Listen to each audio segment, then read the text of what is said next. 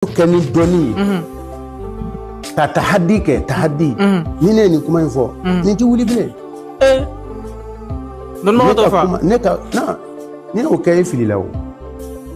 mana ni kuma min fo ni ti wuli bile mo shiti se gani wuli jiye karamo bet se gani wuli ay jiye karamo be wuli kana ni ni fo ibe nawo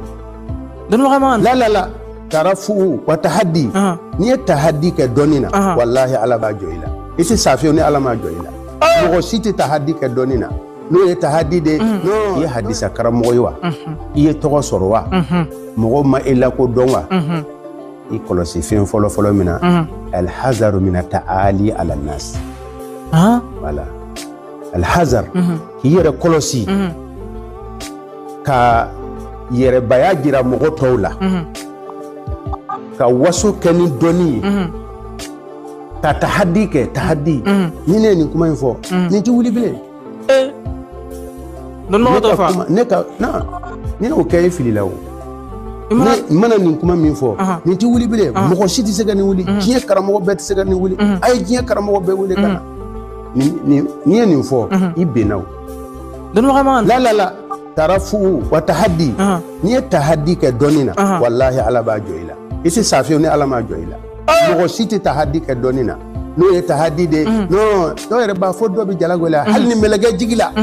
iti se gawu subhanallah ni fo donina wallahi ko dono ba do iti fendo bile mana higa don mana boya chogo higa don mana boya chogo ni e ko ni gitura ya jira walima ka nyongo mada nka kuma filitala wallahi te safiyo fo doni kala o ka jo ela ko e ka fili fili ay no ote o yere ti mere hal o e ka kala yere sobela ko iki ka jalagwela kan fo de jalagwela kan ko de ya do bi ni fo ni jalagwela nka me kalankela yere ma mi kalanke ka wasa ka doni yere ke ni waso kala ni tahaddi kala ka fo mogo ne nyona te awla ni o kedoro ete safio fo doni kala demseni do ki ka fili boka jira ila subhanallah ete siti ano ote korobo ni yere kisa nyere asuri sorola mo fe ko musa e kutuba de ke kuma nyena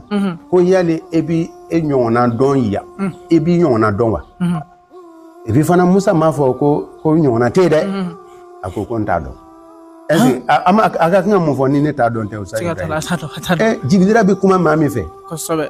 no ma fo ne tin nyona yoro do na ma fo ta ba fo chugo di nyini gal gele me ko a fo chugo kunye aka fo abise ka ke ne nyona do be de me ne to kalama akunga nga fo tini ko bo ala ko e ma donge sisa ne bi ke kala ne sisa akera temfana ni kuma ga ne kama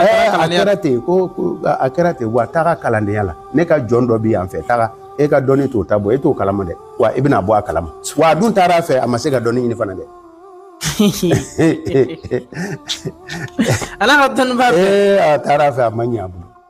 subhanallah ni yere ne kirai kira de ala kuma nyama mais donc izen kalankala ka ni kalana chugo ye qur'ana de donwa ye figu de donwa ye hadisa de donwa ikere getura e doni na chugo kana fo nyona ti e bi se ga ika kuma dalu jira chugo mogo ba do ni doni kuma fo ika dalu di chugo mogo ba do ni doni duma yoro fo yi kuma do istinbatu mogo ba fo ko che ni istinbatu nyena de